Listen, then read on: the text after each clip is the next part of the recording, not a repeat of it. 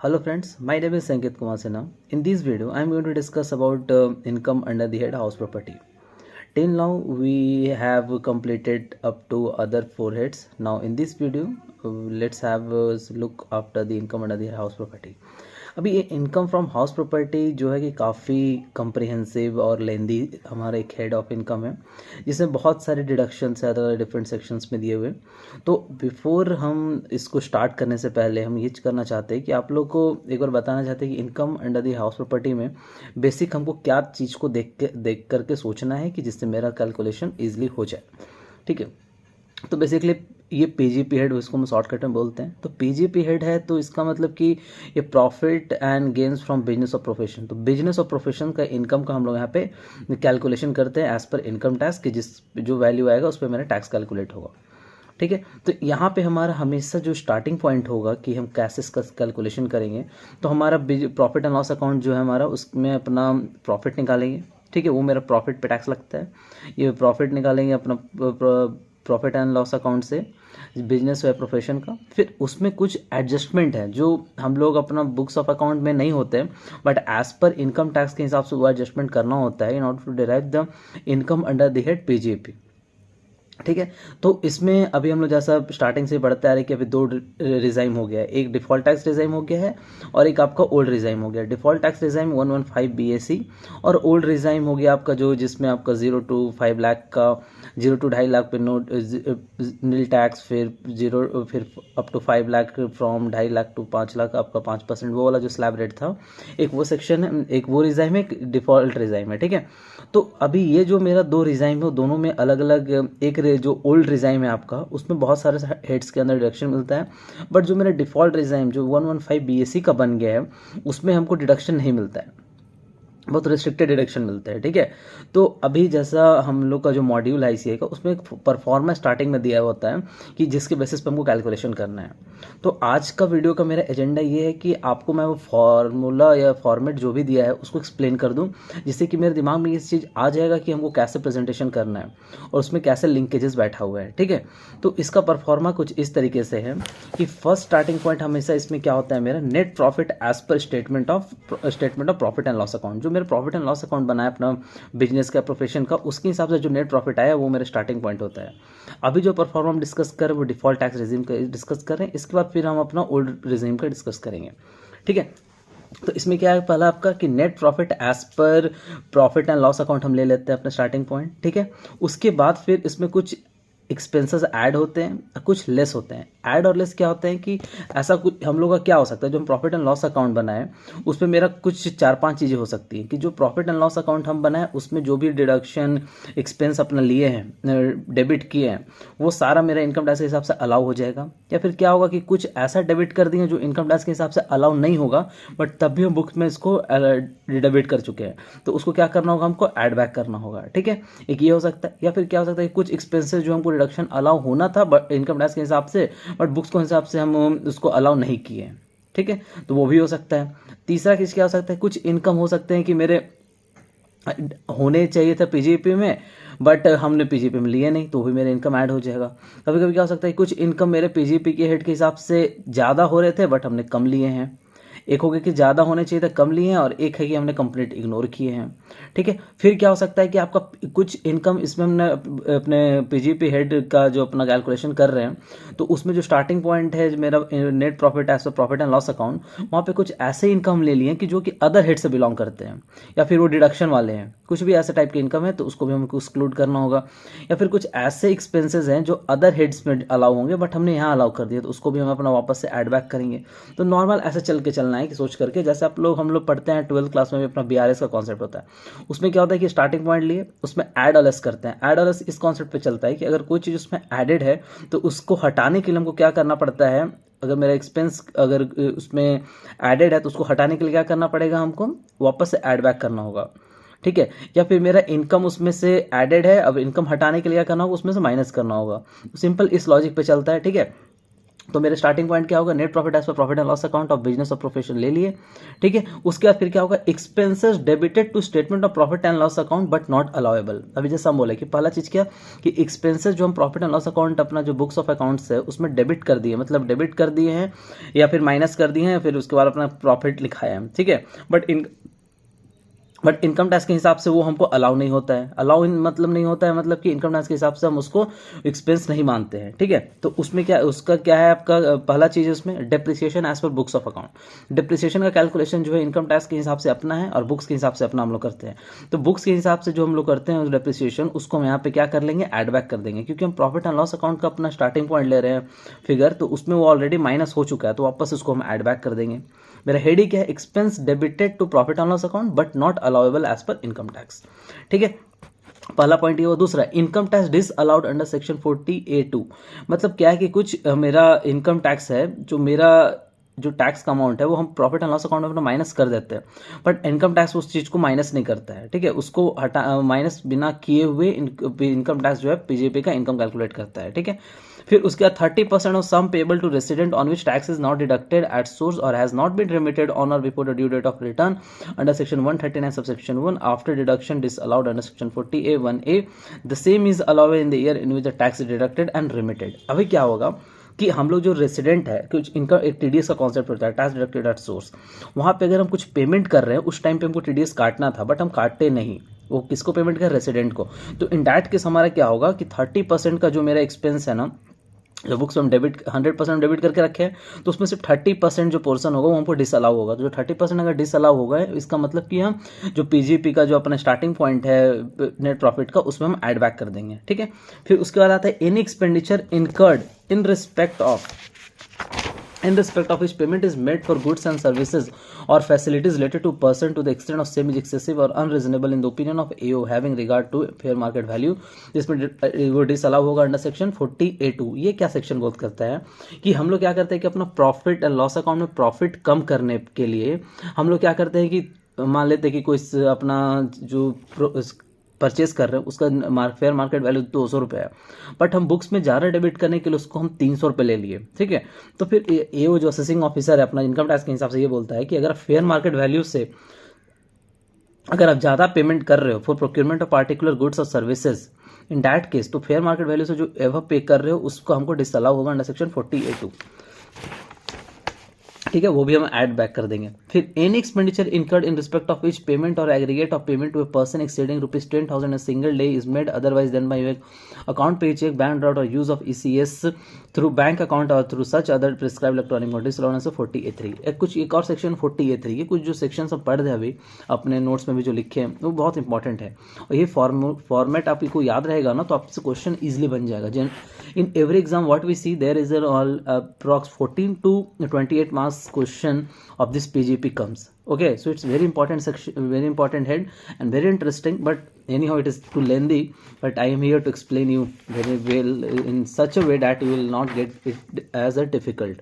Okay, सो 40A3 एक section है जो बात करता है मेरा कि एनी एक्सपेंडिचर, अगर कोई भी एक्सपेंडिचर हम कैश मोड में करते हैं जिसका वैल्यू 10,000 से ऊपर है एक दिन में किसी पर्सन को, जैसे लेट सपोज कि हम काम कर रहे हैं, तो अगर हम और मेरा कोई जो बिजनेस है वो हमको 1 लाख रुपए कैश में देता है, तो 10,000 से ऊपर दे रहा है कैश में, तो वो मेरा एक्सपेंडिचर वो अपने बुक्स में डेबिट करेगा। लेट सपोज कि हम प्रोफेशनल सर्विस प्रोवाइड की है उसको, जिसका फीस होता है मेरा 1 लाख रुपए, ठीक है। तो प्रोफेशनल सर्विस है तो ये एक्सपेंडिचर है बिजनेस का, तो उसको हमको डिडक्शन मिल जाएगा।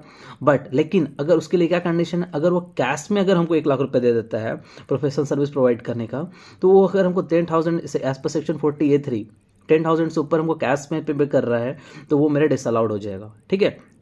उसके बाद certain sums payable by the assessee which have not been paid during the relevant previous year in which the liability was incurred on or before the due date of filing of return section 139 in respect of that previous year disallowed under section 43B। कुछ ऐसे payments है जो कुछ ऐसे expenses हैं जो हमको actual payment basis पे ही अलाउ होते हैं, लाइक इंटरेस्ट। अगर हम बैंक का इंटरेस्ट है तो उसका हमको डिडक्शन नहीं मिलेगा unless we make the payment, okay. कुछ टैक्सेस है जिसका हमको पेमेंट नहीं करेंगे तब तक हमको उसको डिडक्शन नहीं मिलेगा, ठीक है। फिर sum payable by the associate to a micro or small enterprises beyond the time limit specified in section 15 of the MSME Development Act 2006 disallowed in section 43B। अभी एक नया, अभी बहुत सुनने को आप लोग को भी मिल रहा होगा कि एमएसएमई वाले को अगर हम उसका स्पेसिफाइड टाइम लिमिट है 45 डेज के अंदर उसको पेमेंट नहीं करते हैं, इन डैट केस जो हम उसको अमाउंट पे कर रहे हैं जिसके अगेंस्ट जिसका हम डिडक्शन ले रहे हैं अपना बुक्स में, तो हमको डिसअलाउ हो जाएगा under section as per section 43B। तो section 15 of MSME development act, इसके लिए मैं एक सेपरेट वीडियो भी लाने वाला हूँ जहाँ पे मैं कंप्लीट डिटेल एनालिसिस बताने वाला हूँ कि मेरा सेक्शन 15 क्या बात करता है और हमारा 43B क्या बात करता है। ठीक है, उसमें क्या टाइम लिमिट है, कैसे इसको ट्रैक करना है, विथ एग्जाम्पल हम अपने नेक्स्ट वीडियो उस पर बनाने वाले हैं। ठीक है, एक अब सिंपल अभी एमएसएमई को अगर specified time limit as per section 15 के हिसाब से पेमेंट नहीं हो रहा है तो हम उस एमएसएमई को जो अमाउंट पे कर चुके हैं उसका हमको रिडक्शन नहीं मिलेगा।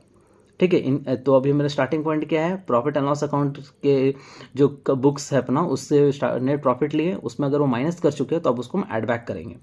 ठीक है, उसके बाद personal expenses not allowed as per section 37। Personal expenses जैसे कि हम अपना कार खरीद लिए, तो वो बिजनेस का मेरा कार नहीं है, तो अगर बिजनेस का कार नहीं है, मेरा बिजनेस रिलेटेड भी नहीं है, तो उसका हमको रिडक्शन नहीं मिलेगा।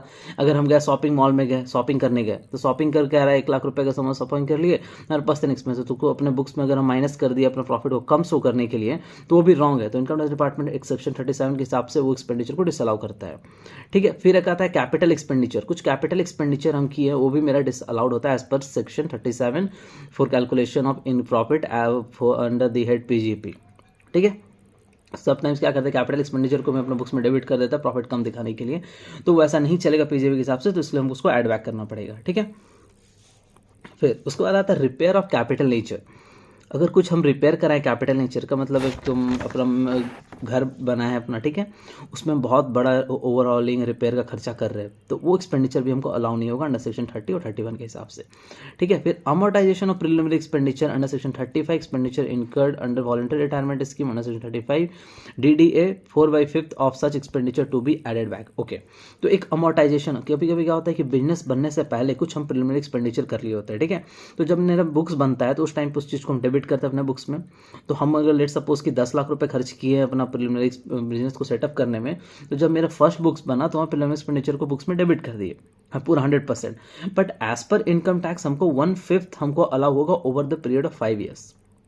ठीक है, तो इसके लिए क्या है कि हम ऑलरेडी पूरा फुल डेबिट कर चुके हैं, तो अब उसको हमको 4/5 उसका जो टोटल एक्सपेंडिचर जो डेबिट किए हैं उसको हमको ऐड बैक करना पड़ेगा। ठीक है, फिर family planning expense not allowable in case of person other than company. कभी कभी क्या होता है फैमिली प्लानिंग एक्सपेंसेस भी हम लोग किए हैं, जैसे हमारे इंडिविजुअल है तो हम फैमिली प्लानिंग के लिए कुछ अपना एक्सपेंडिचर किए तो उसको अपने बुक्स में डेबिट कर दिए अपना प्रॉफिट कम करने के लिए। ठीक है, बट वो नहीं चलेगा। इनकम टैक्स के हिसाब से क्या बोला है कि family planning expense shall be allowed only in the case of a company, not in case of other than the company. Okay, फिर फाइन्स और पेनल्टी पेड फॉर इन्फ्रिंजमेंट और breach of law. However, penalty in nature of damage or delay in completion of contract being compensatory in nature is allowable. तो कभी कभी क्या है कि fines और पेनल्टीज भी हम लोग पे करते हैं। तो फाइनेंस पेनल्टी क्या है, due to infringement of law. एक तरफ आप बोल रहे हो कि हम लॉ का ब्रीच किए हैं और उसके अगेंस्ट में हम पेमेंट कर रहे हैं तो उसको भी बुक्स में डेबिट कर दें, बट नहीं, गवर्नमेंट का क्या मोटिव है कि अपना लॉ को कंप्लायंस भी होना चाहिए टाइमली, तो जाकर के हम डिडक्शन देंगे एक्सपेंडिचर का। तो अगर फाइन्स और पेनल्टीज अगर हम पे कर रहे हैं, ठीक है, due to breach of law, in that case that fines and penalty का जो अमाउंट है उनको डिसअलाउ होगा। ठीक है, लेकिन इसके लिए कंडीशन दिया हुआ है कि अगर हम कोई कॉन्ट्रैक्ट में एंटर किए थे but due to some circumstances अगर हम कॉन्ट्रैक्ट पूरा नहीं कर पाता है बिजनेस, इन दैट केस अगर वो पेनल्टी पे करता है for as a compensation for non completion of the contract terms, in that case that part of the expenditure shall be allowed. Okay, next, all expenses related to income which is not taxable under this head like municipal taxes in respect of residential house property, like जो municipal tax का जैसा हम बताया था कि इसमें कुछ ऐसे एक्सपेंसेस है जो दूसरे हेड से बिलोंग करते हैं जहाँ का डिडक्शन दूसरे हेड में मिलेगा। जैसे कि मेरा म्यूनसिपल टैक्स जो पे करते हैं उसका डिडक्शन हमको पीजीपी हेड में मिलता है, तो यहाँ पे अगर हम पे कर चुके अपने बुक्स में डेबिट तो उसको हम ऐड बैक करेंगे। Any sum paid by the SSC as an employer by way of contribution to pension scheme under section 80 CCD exceeding 10% of the salary of the employee. अगर हम 80 सीसीडी में contribution कर रहा है कंपनी अपने employees का, अगर उसका लिमिट अगर 10% से ज़्यादा कंट्रीब्यूट कर रहा है तो जो एक्सेस कंट्रीब्यूट कर रहा है उसको हम ऐड बैक करेंगे। कभी कभी क्या होता है कि ये सारा हम एक्सेस थोड़ा ज़्यादा कंट्रीब्यूट करते हैं in order to take the deduction. So government का क्या है इसमें, इनकम टैक्स रूल लॉ के हिसाब से क्या है कि हम 10% तक का कंट्रीब्यूशन का डिडक्शन ले सकते हैं अपने बुक्स में, एक्सेस जो हम पे कर रहे हैं उसका डिडक्शन नहीं ले सकते। क्लियर है? अब ना एक हेड ये मेरा कंप्लीट हो गया। इसमें ये जो परफॉर्मा है ना, इसको आपको ऐसे 2-3 बार मेरे वीडियोस को सुनोगे ना तो आपके दिमाग में बैठ जाएगा क्या क्या लिखा हुआ है। तो एक बार परफॉर्मा बैठ गया तो आपको क्वेश्चन प्रैक्टिस करने के लिए मेरा फिर इसी फॉर्मेट पे एग्जाम में लिखना है। तो मार्क्स अपना DT is very easy to study and lengthy is it is also, but it's we are not able to even score even we know the how to what is the answer because of the lack of presentation skills. Okay, तो DT paper में थोड़ा हमें presentation भी focus करना है कि इसका pro forma कुछ प्रेजेंटेशन है कि जो डिफाइंड है उसी तरीके से आपको बना के देना है। तो PGP का जो आप कैलकुलेशन करोगे उसके लिए डिफाइंड ऐसे फॉर्मेट आपको दिमाग में सेट करना है। कभी कभी क्या हो सकता है कि एग्जाम में आपको जितने डिटेल अभी हम परफॉर्मा एक्सप्लेन कर रहे हैं उतना ना, इसमें से 5-10 ही है, बट फॉर्मेट आप इसी स्ट्रक्चर पर रखोगे जो जहाँ पे आ रहा है वहाँ पे, तो आपके लिए बहुत ही स्मूथ जाएगा ये। ओके, अब दूसरा बात करते हैं less expenditure allowable as a deduction but not debited to statement and profit and loss account. कुछ एक्सपेंडिचर हमको अलाउड थे बट इनकम टैक्स के हिसाब से, बट हमने उसको बुक्स में नहीं लिए, ठीक है, डेबिट नहीं किए। ठीक है, जैसे depreciation computed as per rule 5 of income tax rules 1962। Income tax के हिसाब से जो डिप्रिसिएशन कैलकुलेशन है उसको हमको माइनस करके चलना है क्योंकि इनकम टैक्स के हिसाब से वो अलाउ होता है। दूसरा 30% expenditure disallowed earlier year. तो अभी जो 30% के हम सेक्शन बता रहे थे आपको कि जहाँ पे 30% अगर हम रेसिडेंट को TDS बिना काटे पे कर दिए, फिर TDS काट लिए, जमा नहीं किए, इन दैट केस अगर उस जो 30% का हम एडिड बैक कराए तो फ्यूचर में जाकर के वो TDS डिडक्ट कर किया हुआ को जमा कर दी और उसका जो पेमेंट करना है उस टाइम पे TDS काट लिया, इन दैट केस तो जो 30% हम डिसअलाउड किए थे ना वापस वो अलाउ हो जाएगा, तो इसलिए फिर उनको माइनस करना पड़ेगा। ठीक है, फिर तीसरा क्या है कि amount disallowed in earlier 43B के हिसाब से जो पेमेंट बेसिस पे, तो जो जिसका पेमेंट बेसिस पे मेरा नहीं होने के कारण हम पिछले कभी अपना एड बैक किए थे एक्सपेंडिचर को, तो अगर आप पेमेंट कर दे रहे 43B के हिसाब से तो उसका अलाउ हो जाएगा। ठीक है, ये क्लियर हो गया। उसके बाद फिर अब लेस एक चीज़ और आता है, amount credited in statement of profit and loss account but not taxable under any other head. कुछ ऐसे इनकम है जो हम बुक्स में क्रेडिट कर दे, जैसा हम बताया था कि इसमें 5-6 कंडीशन हो सकते हैं PGP वाला कैलकुलेशन में। कुछ ऐसे खर्चे हैं जो मेरे इस income profit and loss account में क्रेडिट कर दिए, क्रेडिट किए हुए हैं बुक्स में, बट वो इनकम टैक्स के हिसाब से क्रेडिट नहीं होने चाहिए, उसका कहीं और ट्रीटमेंट होना चाहिए। इट मीन्स कि किसी और हेड में वो जाकर टैक्सेबल होनी चाहिए। ठीक है, कुछ ऐसे जैसे डिविडेंड इनकम, डिविडेंड इनकम मेरा इनकम फ्रॉम अदर सोर्सेज में जाता है, तो अगर उसको हम अपना क्रेडिट कर रखे हैं तो उसको हमको हटाना है, हटाने के लिए क्या करना पड़ेगा, माइनस करना पड़ेगा। Okay, agriculture income exempt under section 10(1). कुछ एग्रीकल्चर इनकम जो है वो मेरा सेक्शन 10(1) के हिसाब से एग्जेम्प्ट होता है, तो अगर उसको हम ऐड करके रखें तो अब तो मेरा इनकम है ही नहीं, तो ऑलरेडी अगर मेरा इनकम में ऐडेड है तो उसको हमको क्या करना होगा, माइनस करना होगा। Interest on security, saving bank and FD, ये सारा मेरा इनकम फ्रॉम अदर सोर्सेज का है। Profit and sale of capital asset, जो प्रॉफिट हमको हुआ कैपिटल असेट को बेचने में, उसको हम कैपिटल गेन हेड में डालते हैं, तो यहाँ पे नहीं आएगा वो। Rent from house property taxable, income from house property. Winning from lottery, income from other sources. Gift exempted, income from other sources. Income tax refund not taxable. ठीक है, interest on income tax taxable under income from other sources. ठीक है, तो ये कुछ मेरे less हो गए यहाँ से। अब एड बैक, फिर वापस से एड बैक का एक चीज आ गया, क्या, income chargeable under this head deemed income if the same is given as an additional information has not been already been credited to statement profit and loss account. हाँ, कुछ ऐसे हैं कि मेरे जो कैलकुलेशन होता है क्वेश्चन का उसमें कुछ एडिशनल इन्फॉर्मेशन दिए हुए हैं, तो जो एडिशनल इन्फॉर्मेशन दिए हुए हैं तो वो एडिशनल इन्फॉर्मेशन का इसका मतलब ये कि उसका ऊपर ट्रीटमेंट नहीं किया गया है। ठीक है, तो अगर कुछ वैसे इनकम है जो मेरे एडिशनल इन्फॉर्मेशन में दिए हैं उसको हमको ऐड बैक करना है। इसमें क्या, salary remuneration interest received by a partner from the firm to the extent the same is deductible in the hands of the firm as per section 40B। अगर कुछ हमको ऐसे है कि सैलरी और रिम्यूनरेशन रिसीव कर रहा है जो partner from the firm to the extent the same is deductible in the hands of the firm as per section 40B, अगर 40B के हिसाब से अगर मेरा वो डिडक्टिबल है 40B के हिसाब से, इसमें कुछ एडिशनल इन्फॉर्मेशन आपको ऐसा दे सकता है कि सैलरी या रिम्यूनरेशन इंटरेस्ट पार्टनर रिसीव किया है जिसका डिडक्शन सेक्शन 40B के हिसाब से फॉर्म ले लिया है, तो एक बार अगर किसी को डिडक्शन मिल गया उस इनकम का तो वही इनकम वापस से किसी दूसरे को डिडक्शन नहीं मिल सकता, तो इट काइंड ऑफ क्या हो गई, इनकम हो गया, तो ये एड बैक हो जाएगा। फिर वैसे ही bad debt allowed as a deduction under section 36(1)(7), हमको बैड डेट का डिडक्शन पहले कभी मिल गया था, ठीक है, बट अभी हमको बैड डेट का पैसा रिकवर हो गया, तो मेरे लिए क्या हो गया, एक तरीके से इनकम हो गया। ये कैसा इनकम हो गया, बिजनेस का रिलेटेड इनकम है, तो सेक्शन 41 सब सेक्शन 4 के हिसाब से ऐड बैक हो जाएगा। रिमिशन और cessation of a trading liability deemed as income 41 subsection 1, कुछ हम रिविजन किए थे और अपना ट्रेडिंग लाइबिलिटी का, तो वो सब जो है मेरा काइंड ऑफ क्या, मेरा इनकम ही है। ठीक है, मतलब लाइबिलिटी था मेरा बट उसको हम रिमिशन कर दिए, मतलब हम उसको छोड़ दिए कि ठीक है अब नहीं देने की जरूरत है तुमको।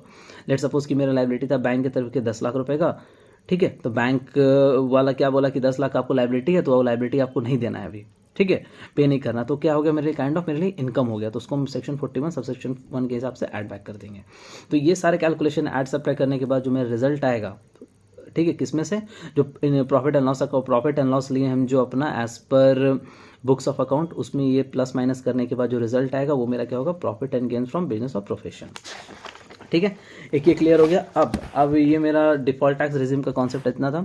अब proforma for computation of income under the profit and gain of business of profession under optional tax regime taking business income computed under the default tax regime under section 115 BSC as the starting point. ठीक है, तो default tax regime का आपका जो calculation आया, तो कभी कभी क्या होगा, एग्जाम में आपको दोनों तरीके से कैलकुलेट करने के लिए बोल देगा, ये चेक करने के लिए कि आपका कितना अंडरस्टैंडिंग है 115 BSC का, और मतलब जो डिफॉल्ट टैक्स रेजिम है, और एक ओल्ड रेजिम जो मेरा एक ऑप्शनल टैक्स रेजिम जिसका हम बोल सकते हैं, ऑप्शनल टैक्स रेजिम और ओल्ड रेजिम दोनों सेम है।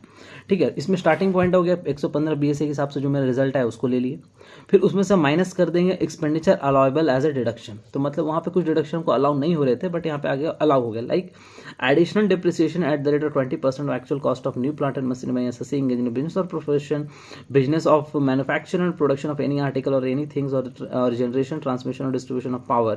तो इसमें क्या है, ये एडिशनल डेप्रिसिएशन का डिडक्शन हमको डिफॉल्ट टैक्स रेजिम में नहीं मिलता है बट नए वाले में आकर के हमको मिलता है, तो हम बोल सकते हैं कि एडिशनल डेप्रिसिएशन जो है मेरा वो डिफॉल्ट टैक्स रेजिम में मिलता है, बट डिफॉल्ट टैक्स रेजिम में नहीं मिलता बट ऑप्शनल टैक्स रेजिम में मिलता है। दूसरा, balance additional depreciation at the rate of 10% of actual cost of plant is acquired and installed during the previous year 2020-23 and put to use for less than 180 days in that year.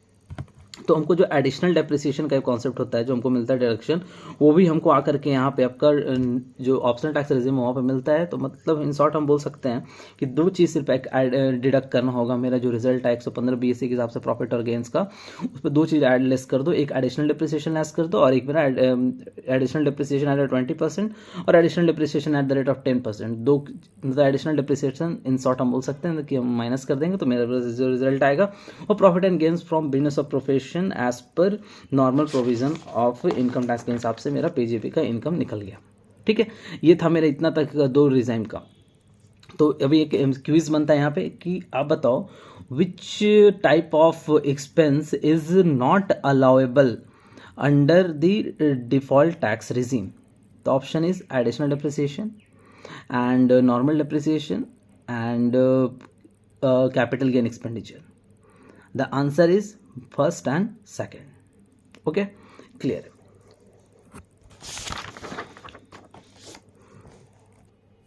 अभी ये दो pro forma explain कर दिया मैंने। अब मैं बताने वाला हूँ कि deduction for expenditure incurred for in house scientific research related to business and contribution to outsider for scientific research, social science and statistical research.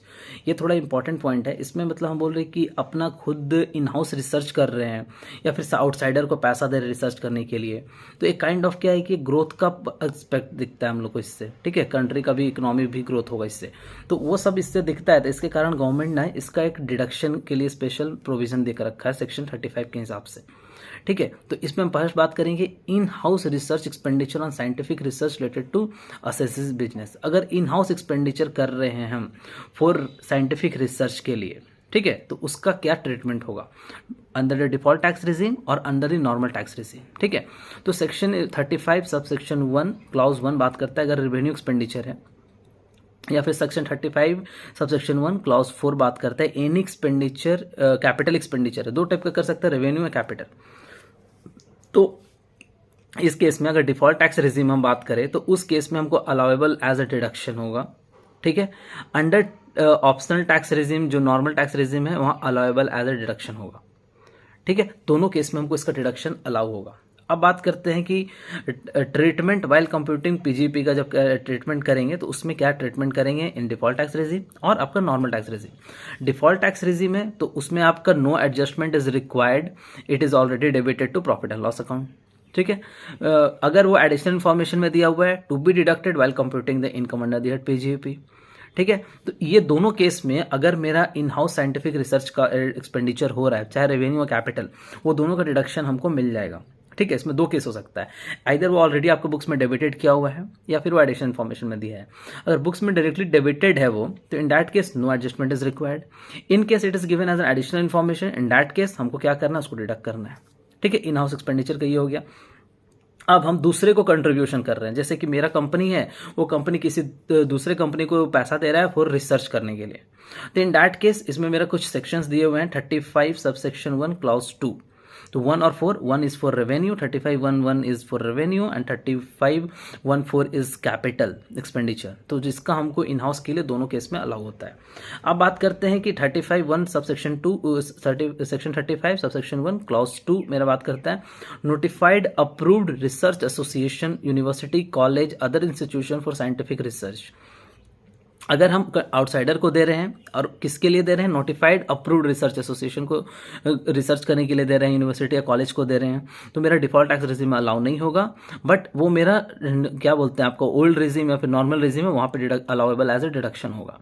अब इसमें भी दो केस, अगर वो डायरेक्टली डेबिटेड है या फिर एडिशनल इन्फॉर्मेशन है, तो डायरेक्टली डेबिटेड और एडिशनल इन्फॉर्मेशन का पहला केस देखेंगे हम लोग अंडर डिफॉल्ट टैक्स रेजिम।